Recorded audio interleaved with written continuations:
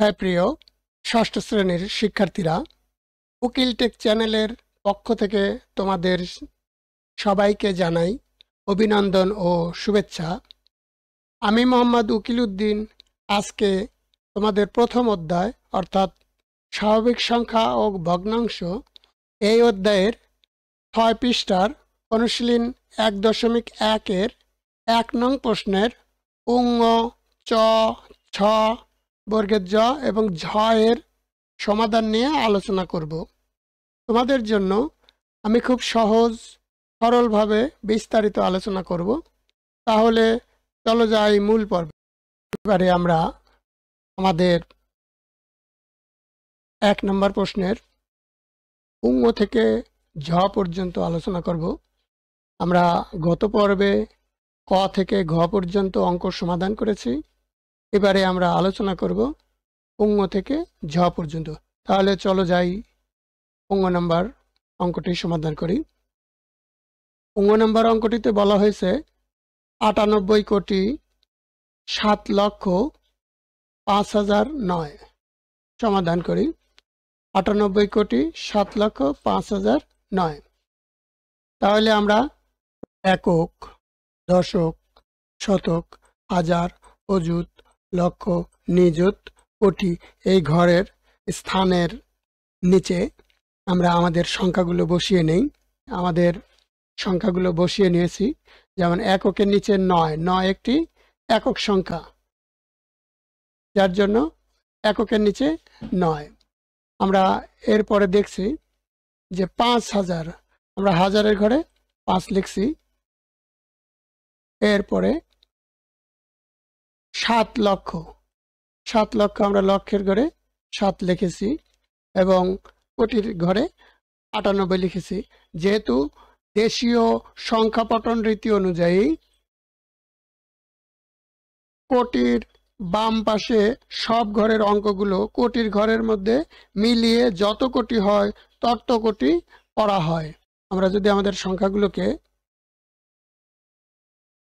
আমাদের ঘরে বসিয়ে নেই, তাহলে আমরা দেখতে পাচ্ছি নিযুত, অযুত, শতক এবং দশকের ঘরে কোনো অঙ্ক নেই। এই যে দেখো, নিযুতের ঘরে কোনো অঙ্ক নেই, যার জন্য আমরা শূন্য বসিয়েছি। অযুতের ঘরে কোনো অঙ্ক নেই, যার জন্য আমরা শূন্য বসিয়েছি। শতকের ঘরে কোনো অঙ্ক নেই, যার জন্য আমরা শূন্য বসিয়েছি। এবং দশকের ঘরেও কোনো অঙ্ক নেই, যার জন্য আমরা শূন্য বসিয়েছি। এই খালি ঘরগুলোতে শূন্য বসিয়ে সংখ্যাটি পাওয়া যায়। অর্থাৎ আমরা এই সংখ্যাটি পেতে হলে আমাদের নিযুতের ঘর, অযুতের ঘর, শতকের ঘর এবং দশকের ঘরে শূন্য বসিয়ে নিতে হবে। যেহেতু দেশীয় সংখ্যাপটন রীতি অনুযায়ী কোটির বামে সাধারণত কোনো নাম ব্যবহৃত হয় না। অর্থাৎ আমরা এই যে দেখতে পাচ্ছি কোটি, এখানে এর বামে আর কোনো কোটির মান সম্পূর্ণ একত্রে কোটির ঘরে বসানো হয়। অর্থাৎ এখানে যদি আমরা ১০০ কোটি লিখতাম, তবুও দেশীয় পঠন রীতি অনুযায়ী এটা ১০০ কোটি বলতে হবে। যদি আমরা ১৫০ কোটি লিখতাম, তাহলে দেশীয় পঠন রীতি অনুযায়ী এটা ১৫০ কোটি বলতে হবে। এখানে আর নতুন কোনো অপশন নেই। সুতরাং সংখ্যাটি ৯৮,৭,০৫,০০৯। উত্তর ৯৮,৭,০৫,০০৯। এবারে আমরা আমাদের অঙ্কটি আরও সুন্দরভাবে বোঝার জন্য আমরা আমাদের টেবিলে চলে যাই। তাহলে আমরা আমাদের সংখ্যাটি ৯৮,৭,০৫,০০৯, আমরা একক স্থানীয় সংখ্যার ঘরে ৯ লিখব। এরপরে ৫,০০০, ৫,০০০-এর ঘরে আমরা ৫ লিখব, হাজারের ঘরে আমরা ৫ লিখব। এরপরে আমরা দেখতে পাচ্ছি ৭,০০,০০০, লক্ষের ঘরে আমরা ৭ লিখব এবং ৯৮ কোটি, আমরা কোটির ঘরে ৯৮ লিখব। কারণ কোটির পরে বাম পাশে দেশীয় সংখ্যাপটন রীতি অনুযায়ী কোটির বামে আর কোনো নাম ব্যবহৃত হয় না। তাহলে আমরা দেখতে পাচ্ছি নিযুতের ঘরে কোনো সংখ্যা নেই, অযুতের ঘরে কোনো সংখ্যা নেই, শতকের ঘরে কোনো সংখ্যা নেই এবং দশকের ঘরে কোনো সংখ্যা নেই। তাহলে নিযুতের ঘরে আমরা শূন্য বসাবো, অযুতের ঘরে আমরা শূন্য বসাবো, শতকের ঘরে আমরা শূন্য বসাবো এবং দশকের ঘরে শূন্য বসাবো। আমরা আমাদের উত্তরটি পেয়ে গেছি 98,07,05,009। এবারে আমরা চ নাম্বার সমাধান করব। চয়ে বলা আছে 102,05,708। সমাধান 102,05,708। তাহলে আমরা একক, দশক, শতক, হাজার, অযুত, লক্ষ, নিযুত, কোটি দেশীয় সংখ্যাপটন রীতি এর স্থান অনুসারে আমরা আমাদের সংখ্যাটিকে বসাই। তাহলে 8 একক সংখ্যা, যার কারণে আমরা 8 এককের নিচে বসালাম। 700 7 শতকের ঘরে বসালাম। এরপরে 5000 5000 হাজারের ঘরে বসালাম। এরপরে 102 কোটি 102 কোটি আমরা কোটির ঘরে বসালাম। তাহলে আমরা দেখতে পাচ্ছি নিযুতের ঘরে কোনো সংখ্যা নাই, লক্ষের ঘরে কোনো সংখ্যা নাই, অযুতের ঘরে কোনো সংখ্যা নেই, এরপরে দশকের ঘরে কোনো সংখ্যা নেই। কথায় প্রকাশিত সংখ্যাটি অঙ্ক পতনের পর দেখা যায় যে নিযুত, লক্ষ, অযুত, দশকের ঘরে কোনো অঙ্ক নেই। এই ঘরগুলোতে শূন্য বসিয়ে সংখ্যাটি পাওয়া যায়। সুতরাং আমরা যেহেতু এই সংখ্যাগুলো নাই, তাহলে কি করবো? নিযুতের ঘরে শূন্য বসাবো, লক্ষের ঘরে শূন্য বসাবো, অযুতের ঘরে শূন্য বসাবো এবং দশকের ঘরে শূন্য বসাবো। আমরা কোটি ঘরে 102 লিখব, কারণ হলো কোটির ঘরের বাম দিকের সব ঘরের অঙ্কগুলো কোটির ঘরের সাথে মিলিয়ে যত কোটি হয় তত কোটি পড়া হয়। আমরা দেখতে পাচ্ছি দেশীয় সংখ্যাপটন রীতি অনুযায়ী কোটি এর বামে আর কোনো মানের স্থান নেই, যার কারণে আমরা 102 সংখ্যাটি কোটির ঘরে বসাবো। সুতরাং সংখ্যাটি 102,05,708। উত্তর 102,05,708। আমাদের অঙ্ক সহজভাবে বোঝার জন্য আমরা আমাদের সংখ্যাটি আমাদের টেবিলে বসাবো এবং সেখান থেকে আমরা খুব সহজে বুঝতে পারবো। আমাদের সংখ্যাটি হলো 102,05,708। তাহলে আমরা প্রথমে এককের ঘরে 8 লিখব। এরপরে 700 7 সংখ্যাটি শতকের ঘরে বসাবো। এরপর 5000 5 সংখ্যাটি হাজারের ঘরে আমরা বসাবো। এরপরে 102 কোটি 102 কোটি আমরা কোটির ঘরে বসাবো। যেহেতু কোটির বামে আর কোনো স্থান নেই, যার কারণে দেশীয় সংখ্যাপটন রীতি অনুযায়ী কোটির ঘরের বাম দিকের সব ঘরের অঙ্কগুলো কোটির ঘরের সাথে মিলিয়ে যত কোটি হয় তত কোটি আমরা লিখব। তাহলে আমরা দেখতে পাচ্ছি যেহেতু নিযুতের ঘরে কোনো সংখ্যা নেই, লক্ষের ঘরে কোনো সংখ্যা নেই, অযুতের ঘরে সংখ্যা নেই এবং দশকের ঘরে সংখ্যা নেই, তাহলে আমরা আমাদের নিযুতের ঘরে শূন্য বসাবো, লক্ষের ঘরে শূন্য বসাবো, অযুতের ঘরে শূন্য বসাবো, দশকের ঘরে শূন্য বসাবো। তাহলেই আমরা আমাদের উত্তর পেয়ে যাব। এবারে আমরা আমাদের 6 নম্বর অঙ্কটির সমাধান করব। 6 নম্বর প্রশ্নে বলা হয়েছে 955,07,90,000। সমাধান 955,07,90,000। তাহলে আমরা একক, দশক, শতক, হাজার, অযুত, লক্ষ, নিযুত, কোটি দেশীয় সংখ্যাপটন রীতি অনুযায়ী আমরা আমাদের অঙ্কটির স্থানীয় মান বসাই। 90 90 লিখতে আমরা 9 এরপরে এর ডাইনে 0, তাহলে আমরা এককের ঘরে শূন্য বসাবো এবং দশকের ঘরে 9 বসাবো। এরপরে 7 লক্ষ, আমরা লক্ষের ঘরে 7 বসাবো। এরপরে 955 কোটি, 955 কোটি, আমরা কোটির ঘরে 955 বসাবো।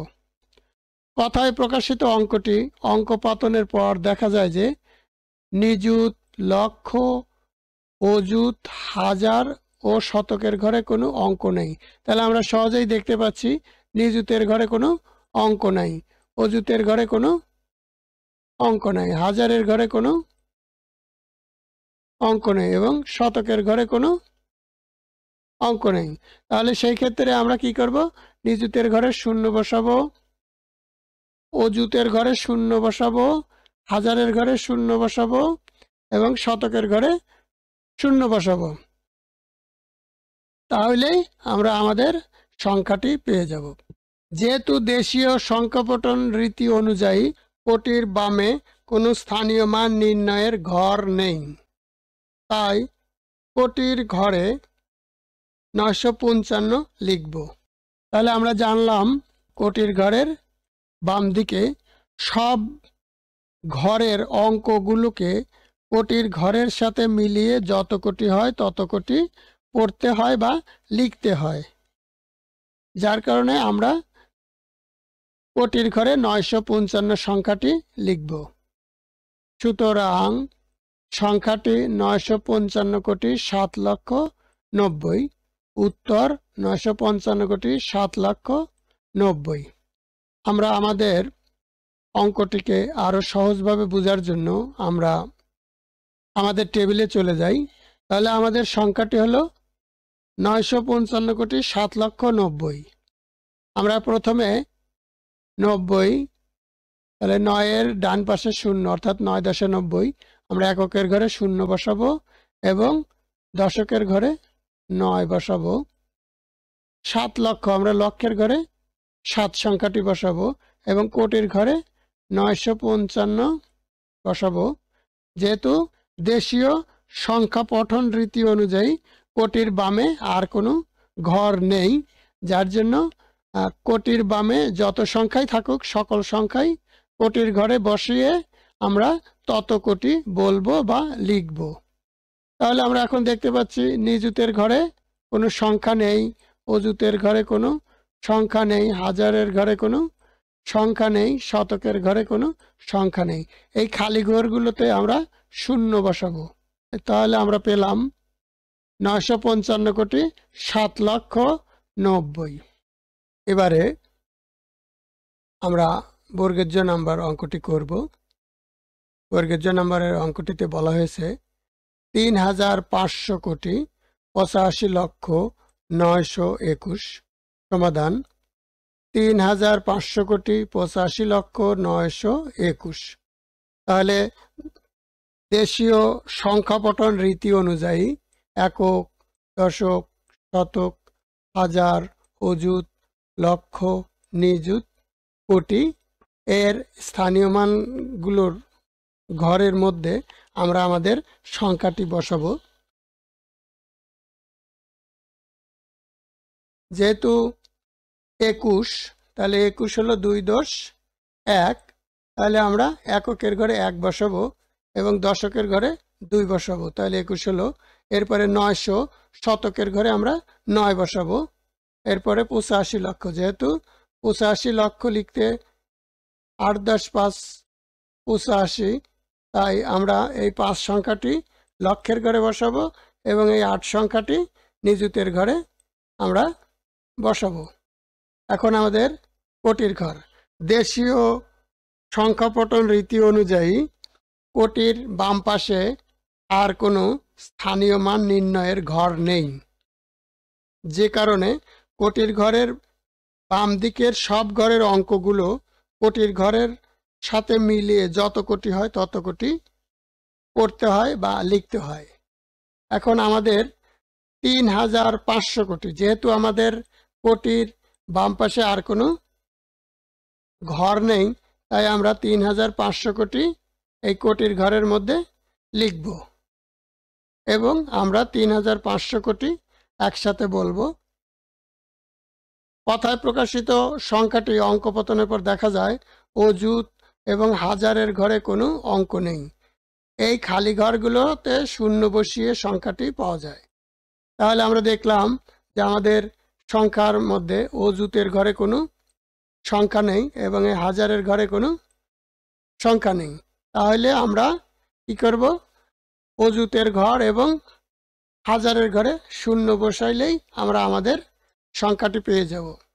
যেহেতু সংখ্যাপটন রীতি অনুযায়ী কোটির বামে সাধারণত কোনো নাম ব্যবহৃত হয় না, অর্থাৎ কোটির বামে কোনো স্থানীয় মান নির্ণয়ের ঘর নাই, সেহেতু কোটির সম্পূর্ণ মান একত্রে কোটির ঘরে বসানো হয়। সুতরাং সংখ্যাটি ৩৫৮৫,৮৫,৯২১। উত্তর ৩৫৮৫,৮৫,৯২১। এখন আমরা আমাদের অঙ্কটি আরো সহজে বোঝার জন্য আমরা আমাদের টেবিলে চলে যাই।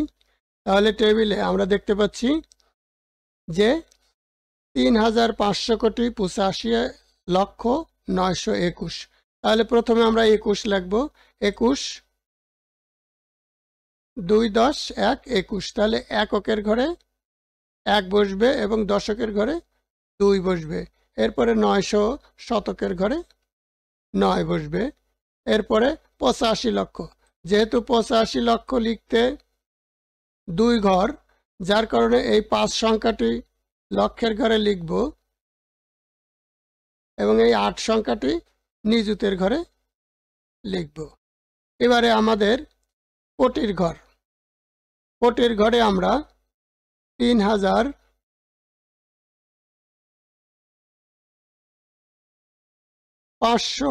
লিখব, কারণ কোটির ঘরে দেশীয় সংখ্যা পঠন রীতি অনুযায়ী কোটির বামে আর কোনো স্থানীয় মান নির্ণয়ের ঘর নেই, যে কারণে কোটির ঘরের বাম দিকে সব ঘরের অঙ্কগুলো কোটির ঘরের মধ্যে লিখতে হবে বা একত্রে বলতে হবে। মিলিয়ে যত কোটি হয় তত কোটি বলতে হবে বা পড়তে হবে। তাই আমরা এখানে আমাদের ৩৫০০ কোটি বলবো এবং লিখব। তাহলে আমরা আমাদের উত্তরটি পেয়ে গেলাম ৩৫০০,৮৫,৯২১। এবারে আমরা আমাদের ১ নম্বর প্রশ্নের ঝ নাম্বার অঙ্কটি করব। ঝ নাম্বার প্রশ্নে বলা হয়েছে ৫০,৩০১,৫৩৮,০০০। তাহলে আমরা সমাধান করব।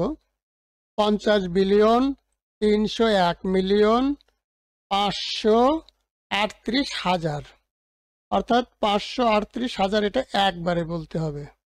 আন্তর্জাতিক গণনা পদ্ধতিতে একক থেকে বিলিয়ন পর্যন্ত স্থানগুলো নিচের নিয়মে পরপর সাজানো হলো।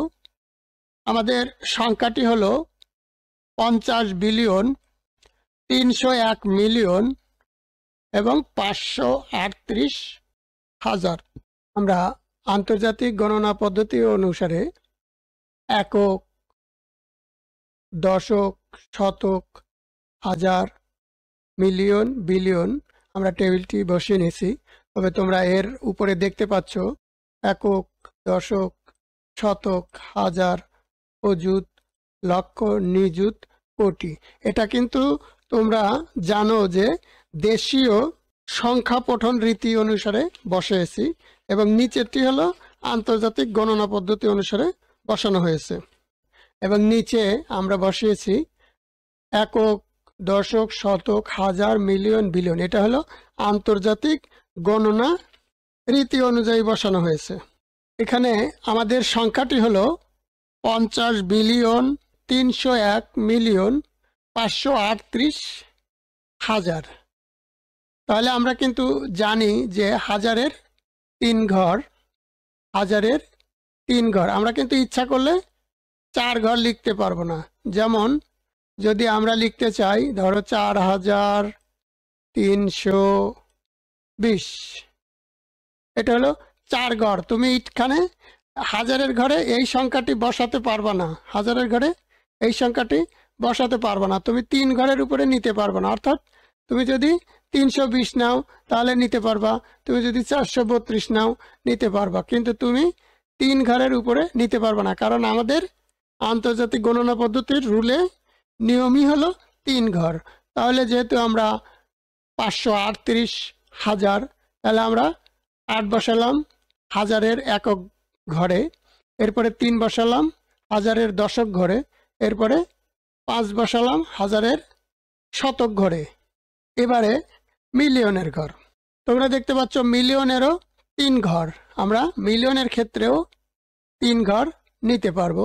আমরা কিন্তু সেই পূর্বের মতো আবারও বলছি, যদি আমরা এই সংখ্যাটি বসাতে চাই, আমরা যদি 4 ঘর নিতে চাই, তাহলে কিন্তু মিলিয়নের ঘরেও নিতে পারবো না, কারণ রুলের মধ্যে আছে হলো 3 ঘর পর্যন্ত তুমি নিতে পারবা, তুমি 4 ঘর নিতে পারবা না। তুমি হয় 432 নিতে পারবা, না হলে 320 নিতে পারবা, কিন্তু 4320 নিতে পারবা না। অর্থাৎ মিলিয়নের ঘর 3 সংখ্যা পর্যন্ত আন্তর্জাতিক গণনা পদ্ধতির রুল ফলো করে। তাহলে আমাদের মিলিয়নের মধ্যে বসবে আমাদের সংখ্যাটি হলো 301 মিলিয়ন। তাহলে আমরা মিলিয়নের ঘরে 1 বসাবো, এরপরে এর বাম পাশে 0 বসাবো, এরপরে এর বাম পাশে 3 বসাবো, আমাদের মিলিয়নের ঘর কমপ্লিট।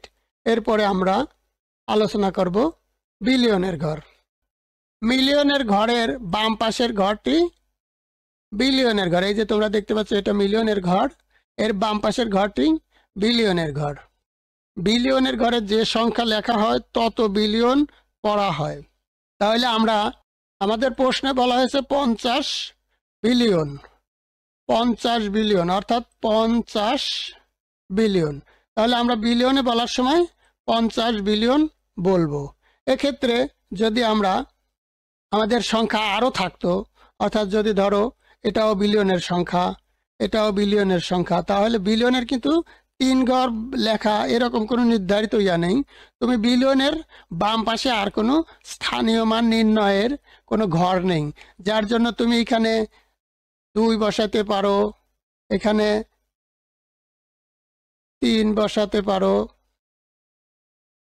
এখানে 4 বসাতে পারো, ইত্যাদি ইত্যাদি। তুমি আরো ইচ্ছা করলে বাম পাশে বসাতে পারো।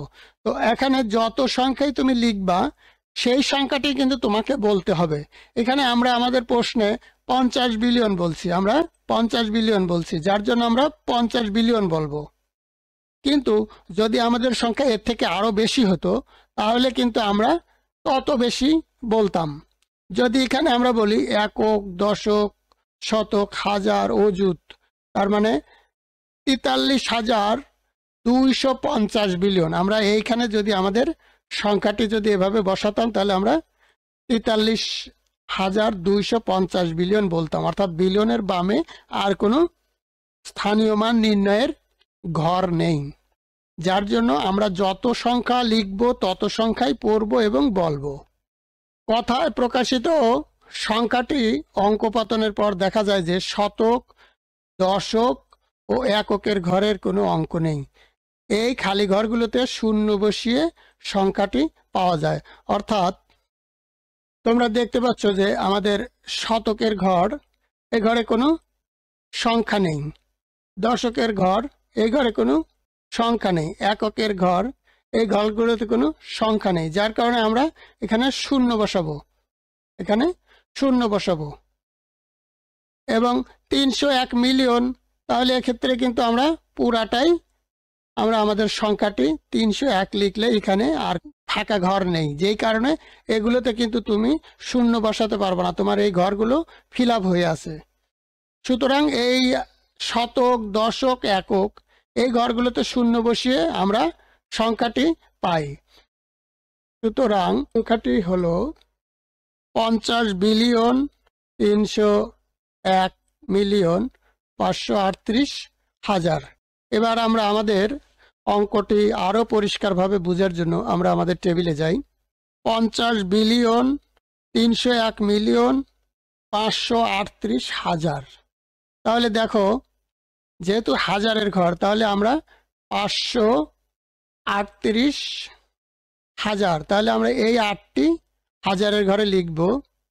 এরপরে এই 3 এবং এই 5, 3 এর বাম পাশের ঘর লিখব।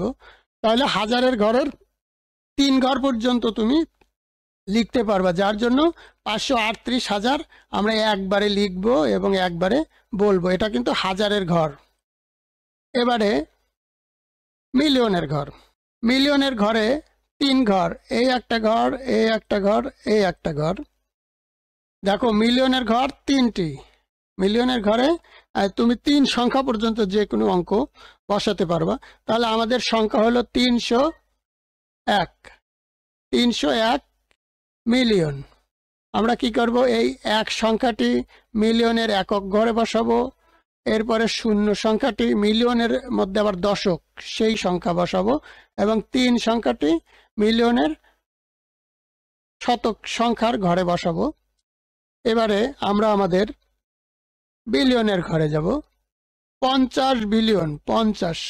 তাহলে আমরা এই 0 সংখ্যাটি বিলিয়নের প্রথম ঘরে বসাবো এবং 5 সংখ্যাটি পরের ঘরে বসাবো।